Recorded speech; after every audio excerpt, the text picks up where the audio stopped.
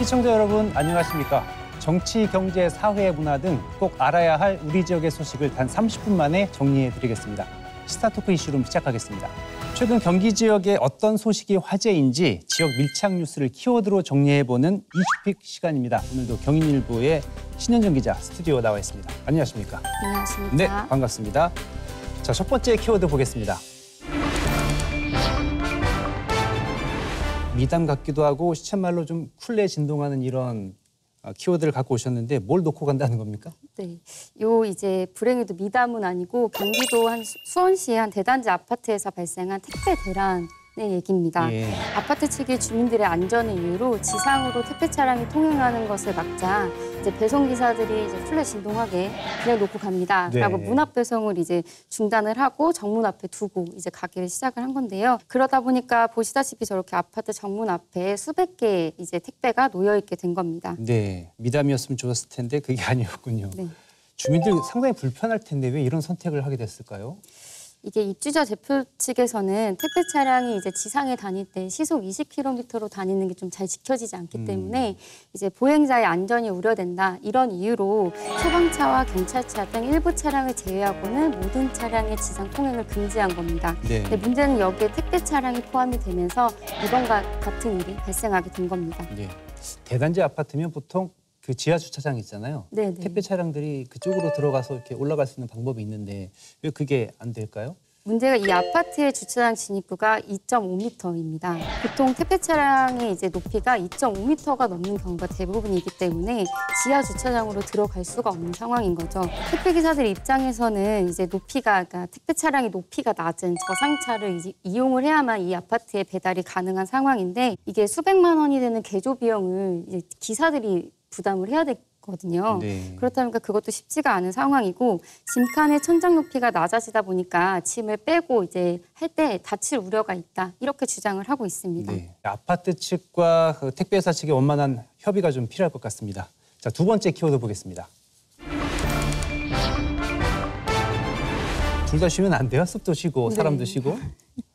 그렇게 되면 참 좋겠지만 네. 이 내용은 이제 경기도의회가 개발 제한 구역 내 야영장을 늘리는 조례 개정을 추진하면서 이런 키워드를 좀 가져와 봤습니다. 예. 이게 문제화되는 이유가 개발 제한 구역 내 이제 토지주나 인근 주민들은 휴게 공간이 더 필요하다는 주장을 내세우면서 이 조례 개정을 찬성하는 분위기고요. 네. 이제 다만 이제 환경단체나 이런 쪽에서는 기후 위기에 역행하는 취지다 이러면서 반대 입장을 내고 있습니다. 그 야영장을 좀 늘리자는 쪽은 얼마나 더 늘리자는 거예요? 이제 경기도 같은 경우는 총 21곳 시군에 이제 개발 제한 구역인 그린벨트가 있는데요. 현행법상으로는 야영장의 경우 개발 제한 구역에 있는 시군 수의 3배 이내까지 설치할 수 있습니다. 네. 지금까지 63개까지를 둘 수 있는 것인데 네. 개정 법안은 이를 5배 이내로 늘리자고 하는 겁니다. 네. 그러니까 105개까지 늘릴 수 있도록 하자는 취지를 담고 있습니다. 예. 개발 제한 구역에 야영장 더 필요하다. 그렇게까지 필요할까 싶긴 한데 이유가 뭡니까? 이게 아무래도 최근에 이제 몇 년 전부터 캠핑 문화가 굉장히 확산이 됐고 캠핑을 떠나는 분들이 되게 많잖아요. 네. 그렇다 보니까 이런 수요를 만족시킬 수 있을 만한 야영장이 충분히 확보가 되지 않고 있다. 이게 지금 찬성하는 쪽의 이제 입장이거든요. 그리고 또 개발 제한 구역 같은 경우는 장기적으로 거주하시는 분들이 안정적인 소득을 좀 보장할 수 있게 해달라라는 것도 이를 주장하는 근거 중에 하나고요. 일부 시군의 경우에는 야영장이 이제 일부 시군에만 집중이 되어 있다 보니까 사실 제가 용인에 살고 있는데 용인에도 이제 야영장이 개발 제한 구역 내에 있는 야영장이 한 곳도 없거든요. 예. 용인시뿐만 아니라 부천, 광명, 과천, 양평까지 총 5개 시군에는 개발 제한 구역 내 야영장이 없는 상황입니다. 반대하는 쪽은 어떤 이유로 반대하고 있습니까? 이제 최근에 지난해 같은 경우에도 폭우가 굉장히 심하게 내렸었잖아요. 이제 그렇다 보니까 이상기후 현상이 경기도 내에서도 굉장히 많이 발생을 하고 있습니다. 그렇다 보니까 환경단체 쪽에서는 이 숲이 파괴되는 거에 따른 기후 위기를 이제 이유로 내세우고 있습니다. 또 도심 속에 야영장이 좀 많아지다 보면은 이게 산불로 이어질 가능성도 있기 때문에 인근 주민들의 안전을 좀 우려하는 목소리도 이 주장의 근거로 하나로 나오고 있습니다. 네, 알겠습니다. 사람과 숲 모두 쉴 수 있는 방안은 무엇인지 고민을 좀 해봐야 될 것 같습니다. 자, 마지막 키워드 보겠습니다. 목소리 나는 공해 물질이 있다고요? 그게 뭡니까? 기자님도 많이 보셨을 텐데 네. 길거리에 요새 많이 걸려있는 정치 현수막입니다. 네. 네, 그 이유가 정당 현수막 같은 경우가 설치하고 처리하는 데까지 한 개당 10만 원 정도의 비용이 듭니다. 네. 네, 경기 지역 당협위원회랑 지역위원회가 모두 59곳인 것을 좀 고려해서 이 위원회마다 한 10개에서 20개 정도의 이제 현수막을 설치를 한다. 이렇게 생각을 했을 때 총 1억 원 가량의 이제 비용이 좀 소요가 되는 겁니다. 국고 지원 받으니까 정당에서 정당 비용을 이렇게 하는 거잖아요. 그러니까 난립하게 되는 것 같은데 10개, 20개 사실 많긴 한데 선거철은 또 엄청나잖아요. 그러다 보니까 공해라고 이야기할 수 있을 것 같습니다. 네, 이게 현수막이 너무 이제 과도하게 난립하는 것도 문제가 있는데 최근 현수막 같은 경우는 사실 그 안에 담긴 내용이 좀 많이 문제가 되고 있습니다. 네. 안에 내용에 이제 글을 쓴 게 거의 막말 수준의 이제 얘기가 담겨 있다 보니까 정치적 선전구도 많고 그러다 보니까 이걸 아침부터 보는 시민들 입장에서는 불쾌지수가 높아질 수밖에 없는 상황이고요. 어린 학생들이 좀 보기에는 좀 교육적이지 않은 내용들도 많아서 더 문제가 되고 있습니다. 근데 이 현수막 있잖아요. 안전에도 좀 문제가 있는 것 같아요. 시야를 좀 가리기도 하거든요. 실제로 네네. 그러지 않습니까? 보통 현수막이 사거리나 이제 횡단보도에 걸리는 경우도 많거든요. 네. 그렇다 보니까 지난 2월에는 인천 송도에서 이제 전동 킥보드를 타고 가던 대학생이 현수막 줄에 걸려서 넘어진 적도 있고요. 아니면 이제 좀 낮게 설치된 현수막에 그냥 걸어가던 시민이 좀 걸려서 넘어지는 경우도 있었고 네. 현수막이 너무 많이 이제 걸려 있는 이제 전봇대가 넘어지는 사고도 있었습니다. 행정안전부가 그 지난해 12월 정당 현수막을 좀 규제 없이 자유롭게 걸 수 있게 한 이유에는 3개월 동안 안전사고와 민원이 14,000여 건 정도가 들어왔다고 합니다. 아, 규제를 푸니 문제가 생기는군요. 그러면 규제를 하면 될 거 아닙니까? 그렇죠. 그렇게 법적 규제가 바로 이뤄지면 좋겠지만 사실 지금 행정안전부는 어린이 보호구역 같은 곳에선 현수막을 걸지 못하도록 하거나 시야를 가리지 않도록 좀 높게 설치하는 내용을 담은 가이드라인은 좀 내놨습니다. 네. 이게 라인이라는 것이 사실 법적 규제는 아니잖아요. 네. 그렇다 보니까 좀 더 이제 제대로 규제가 되려면 추후에 법적 개정이 좀 필요한 상황이고요. 그 규정을 어긴 현수막 철거는 지자체가 담당하고 있습니다. 그렇다 보니까 지자체가 좀 철저하게 단속을 하고 시민분들도 지자체에 많이 신고할 필요가 있는 상황입니다. 네. 자, 영국의 정치가 윈스턴 처칠이 이런 말을 했다고 합니다. 정당은 곧 콜럼버스다. 둘 다 출발하면서도 어디로 가는 줄 몰랐고 가서도 거기가 어딘지 몰랐다. 그리고 이 모든 과정은 남의 돈으로 했다. 이런 말을 했다고 합니다. 자, 신현정 경일보 기자였습니다. 고맙습니다. 감사합니다.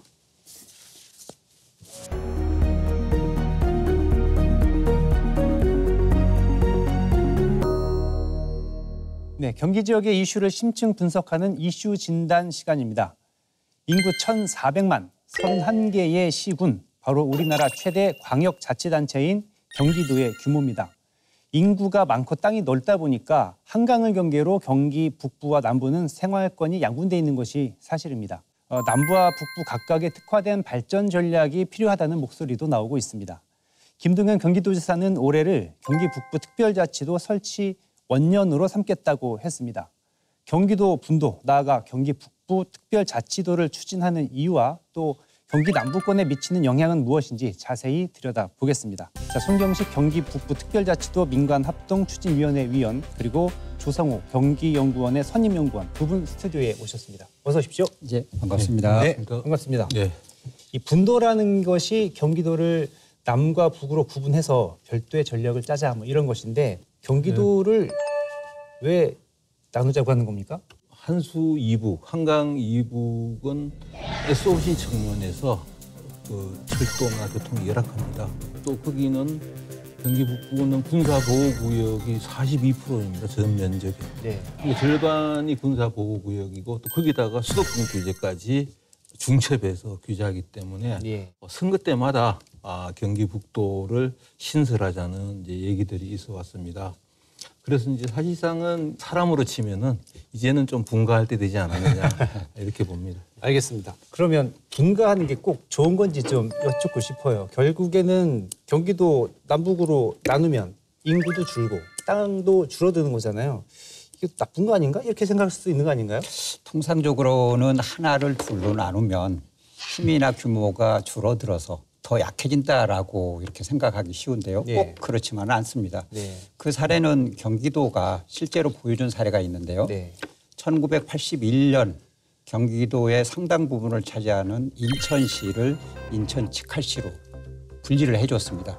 그래서 그 당시 인천시의 규모는 경기도의 상당 부분을 차지하고 있어서 세금도 30% 이상의 세금이 들어온다는 이런 이론이 있었기 때문에 인천을 1981년도 치칼시로 분리해 주면서 사람들은 경기도는 이제 끝났다. 뭘 먹고 사느냐 많이 걱정을 했죠.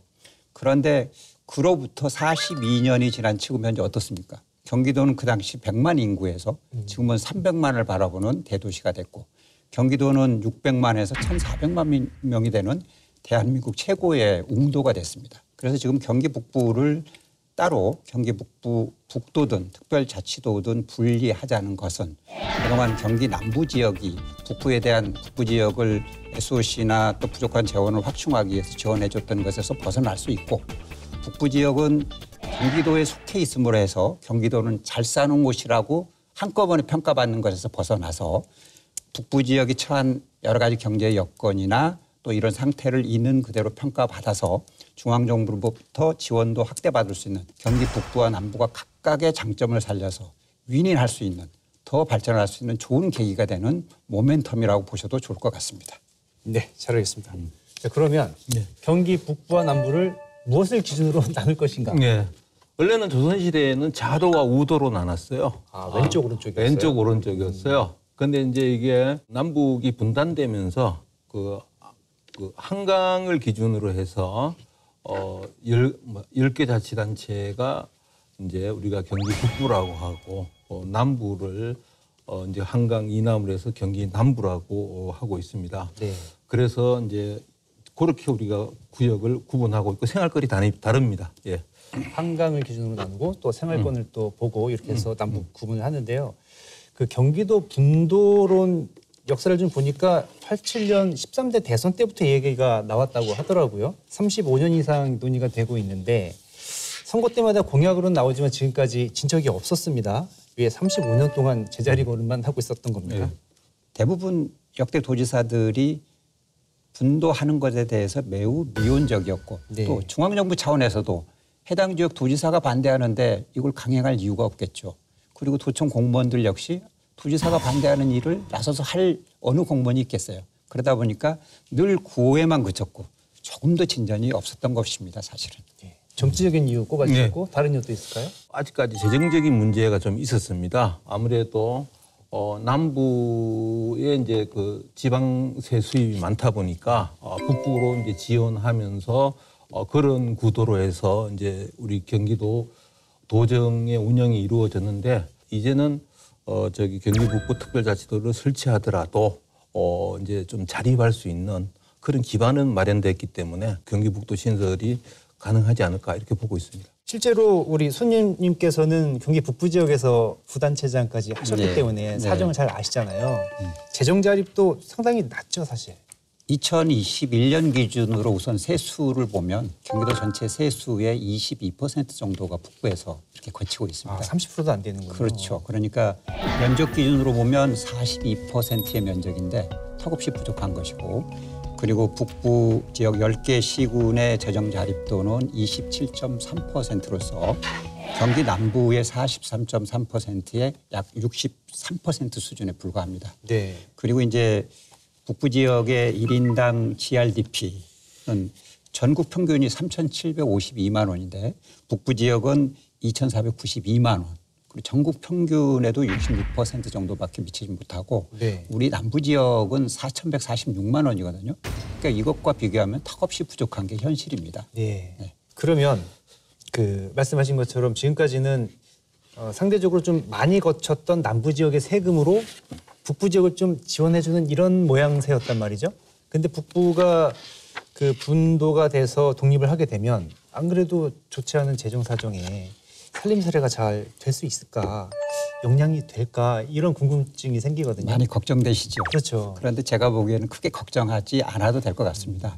왜냐하면 북부가 지금 경기도이기 때문에 잘 사는 곳으로 평가됐던 것에서 벗어나서 있는 그대로를 평가받게 되면 지금 우리나라 세금 제도는 국세와 지방세 비율이 7대 3으로 해서 네. 국세 중에 상당 부분을 교부세라는 명칭으로 모아서 네. 전국의 어려운 지역에 지원을 해주고 있습니다. 네. 그런데 경기도는 재정자립도가 51.9%에 해당돼서 한 푼도 못 받거든요.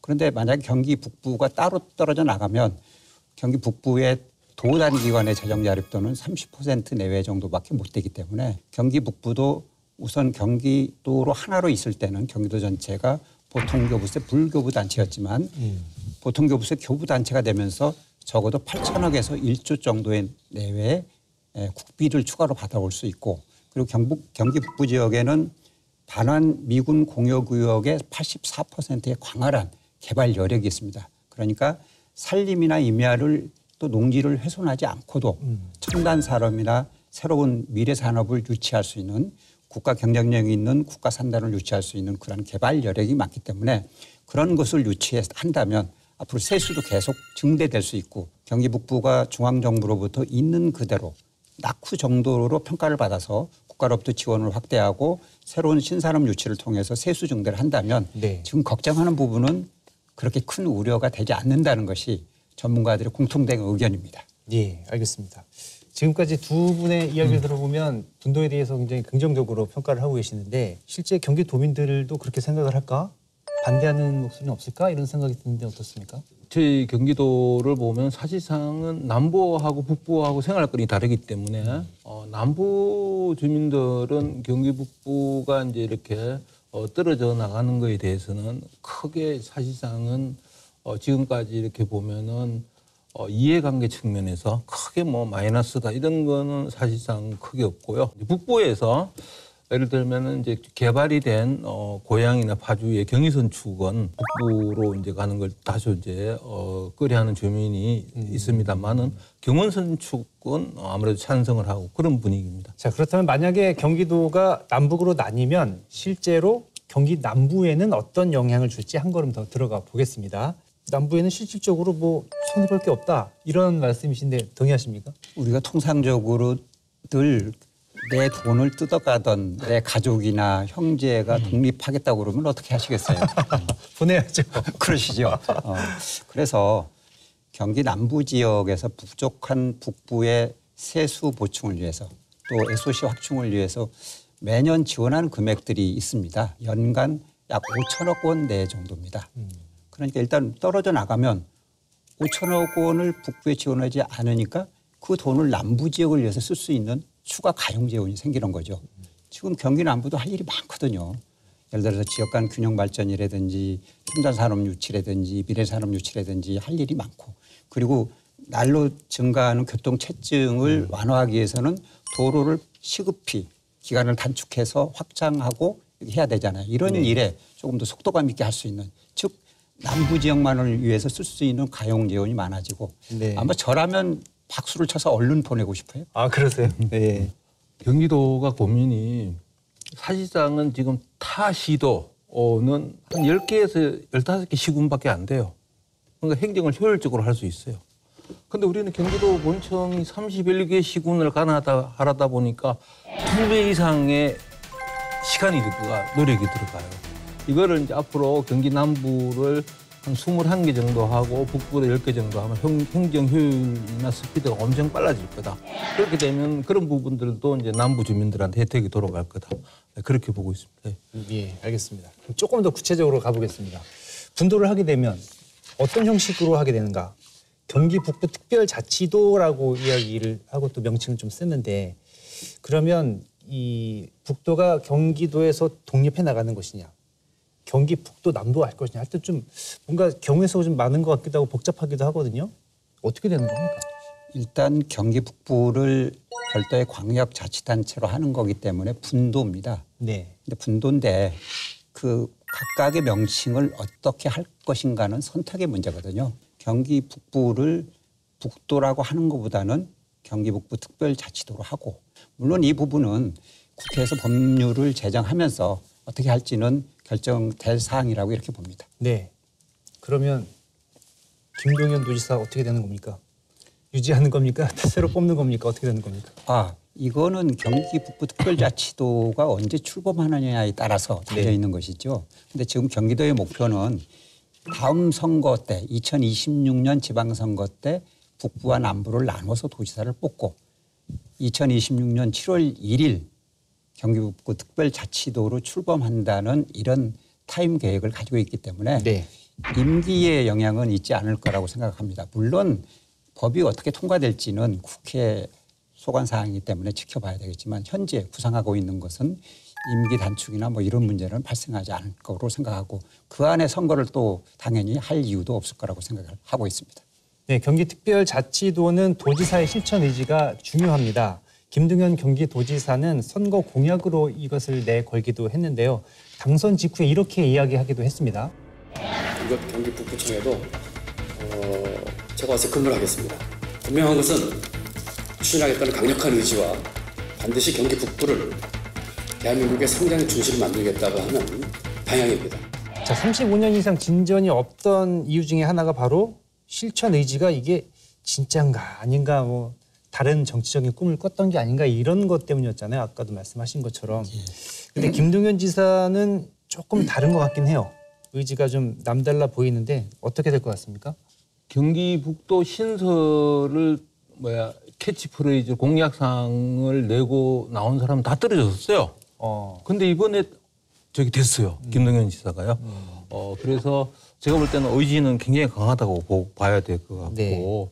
근데 이제 이게 아시다시피 주민투표도 해야 되고 네. 또 경기 북부 특별자치 설치에 관한 특별법을 또 국회에서 통과해야 되는 네. 그런 허들이 있습니다. 이제 그래서 그 두 가지 허들을 어떻게 넘느냐가 관건이라고 할 수 있겠습니다. 예. 분도를 하려면 말씀하신 것처럼 그 절차를 밟아야 되잖아요. 그리고 주민 의견도 좀 들어야 되는데 경기도에서 총 3차례에 걸쳐서 주민들을 대상으로 특별자치도 공론조사를 해봤다고 합니다. 1차 조사에서는 64%였던 동의율이 2차에서는 73%가 나왔고요. 최근 진행한 3차에서는 87%까지 상승을 했다고 합니다. 특히 3차 조사에서는 경기 북부도민의 91% 그리고 남부도민의 83%가 동의를 했다고 합니다. 생각보다 남부도민들의 관심도 높은 것 같은데요. 근데 고려할 점은 하나 있습니다. 이 조사가 경기도가 선정한 도민 참여단 대상으로 해서 일반적인 여론조사와는 좀 다르다는 점을 좀 감안하긴 해야 하는데 그래도 이 정도의 그 찬성이 나온다면 실제로 주민투표를 거치게 된다면 과연 얼마나 찬성률이 나올까 좀 궁금하거든요. 어떻게 예상하십니까? 경기도는 지금 공론화 조사 과정을 금년에 또 계획하고 있는데 이분들을 활용해서 또 공감대를 형성하는 그런 여론 형성과 함께 그리고 우리 도민들과 직접 접촉하고 설명하는 설명회와 또 공청회를 계획하고 있기 때문에 경기도에서 이런 절차를 계획대로 밟는다면 북부특별자치도 설치 필요성 등에 대한 공감대가 점점 늘어날 것으로 지지도도 늘어날 것으로 저는 그렇게 보고 있습니다. 그 도의 목표가 2026년 7월 1일에 경기 북부 특별자치도 출범을 이렇게 목표로 삼고 있다고 하는데 시기가 왜 이때일까요? 그 안에 하면은 도지사를 다시 뽑아야 되잖아요. 선거 선거도 때문에. 다시 하고. 그 작년에 선거했는데 그 안에 내년에 선거한다고 그러면 어느 도민이 좋아하시겠습니까? 네. 그래서 특별법이 예를 들어 통과했다고 하더라도 네. 해야 될 일이 많습니다. 준비할 일이. 예. 예를 들어서 한 개 광역자치단체가 운영되기 위해서는 조례나 규칙이나 규정도 만들어야 되고 지금 경기도가 모두 하나로 쓰고 있는 많은 도유재산들을 어떻게 할 건지 이런 부분도 있어야 돼요. 네. 지금 도청과 북부청사로 나눠져 있는 공무원들은 어떻게 배치해야 될 건지 준비하는 것이 한두 가지가 아니거든요. 그래서 준비 기간이 적어도 2년 내지 3년 걸리기 때문에 물리적으로든 또 현실적으로든 2026년 제9기 민선 지방 동시선거 때 경기 북부 도지사와 남부 이 경기도 도지사를 따로 뽑아서 7월 1일 날 출범하는 것이 가장 합리적이다라는 생각에서 그렇게 목표를 두고 있는 것으로 알고 있습니다. 예. 우리 조 박사님 마지막으로 정리해 주실 말씀 있으실까요? 이제 중앙이 이제 머리고 지방이 손발인데 손발을 묶어놓고 경쟁을 하려니까 어렵습니다. 저는 앞으로 이런 특별자치도를 인정하는 거를 중앙의 고유 권한으로 생각하지 말고 이것을 앞으로 지방에 독자적인 권한과 재정과 역량을 줘서 독자적으로 발전을 하도록 할 수 있을 때 선진국처럼 8만 불, 10만 불 국가가 국민소득이 1인당 국민소득이 8만 불, 7만 불 갈 수 있지. 지금처럼 중앙에서 꽉 틀어지고 이렇게 하는 행정은 맞지 않다. 그래서 앞으로 저는 특별자치도는 지역이 원한다면은 주민이 원한다면은 대부분 해줘야 된다 이렇게 보고 있습니다. 네, 오늘 두 말씀 잘 들었습니다. 네, 고맙습니다. 고맙습니다. 분도든 특별자치도든 무엇보다 중요한 것은 국민의 삶의 질을 개선하는 방향성이 필요하겠습니다. 국가 균형 발전을 통해서 대한민국 성장에 기여한다는 점을 분명히 해야 할 것 같습니다. 스타트토크 이슈로 오늘은 여기까지입니다. 다음 시간에 다시 뵙겠습니다. 고맙습니다.